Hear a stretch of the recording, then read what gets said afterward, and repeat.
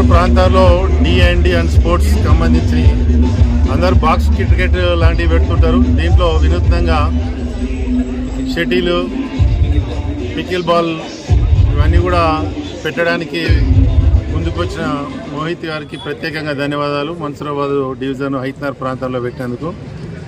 చాలామంది క్రికెట్ ప్రియులకు కానీ ఇక్కడ పిల్లలు ఆడుకోవడానికి కానీ గ్రౌండ్స్ లేవు. ఎక్కడ స్కూల్కి పోయినా కూడా కాలనీలలో కూడా గ్రౌండ్స్ లేని పరిస్థితుల్లో ప్రైవేట్గా పెట్టి ప్రోత్సహించడానికి వచ్చారు. ఈ ప్రత్యేకంగా ఇంతకుముందు కూడా మేము చాలాసార్లు చెప్పినాం జీవన్ మేము ఇవి గవర్నమెంట్ గతంలో కూడా టీఆర్ఎస్ ఉన్నప్పుడు కూడా ప్రోత్సహించాలని, దీనికి కమర్షియల్ కరెంట్ కాకుండా రెసిడెన్స్ కరెంట్ ఇచ్చినట్టయితే, ఎందుకంటే దీంట్లో మెయింటెనెన్స్ ఎక్కువ ఉంటుంది, వీళ్ళకి లాభాపేక్ష అయితే ఏముండదు. దీంట్లో మిగులు కంటే స్పోర్ట్స్ ఎంకరేజ్ చేయడానికి మాత్రమే వీళ్ళు చేయడం జరుగుతుంటుంది.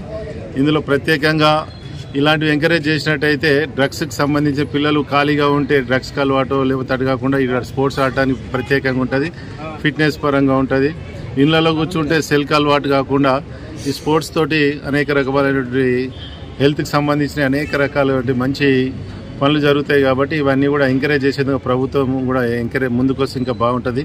ముఖ్యంగా ఇదే విధంగా కరెంటుకి సంబంధించి, ట్యాక్స్లకు సంబంధించి, GHMకి సంబంధించిన అనేక ఉంటాయి. అవన్నీ కూడా తీస్తే ఇలాంటి స్పోర్ట్స్ ఎంకరేజ్ చేసేందుకు, ఎందుకంటే దాదాపు ఈ కమర్షియల్ కట్టుకుంటే నెలకు 50-60 లక్షలు ఇన్కమ్ వచ్చేదాన్ని స్పోర్ట్స్కు ఎంకరేజ్ చేసినందుకు ప్రత్యేకంగా ధన్యవాదాలు తెలియజేస్తున్నాం.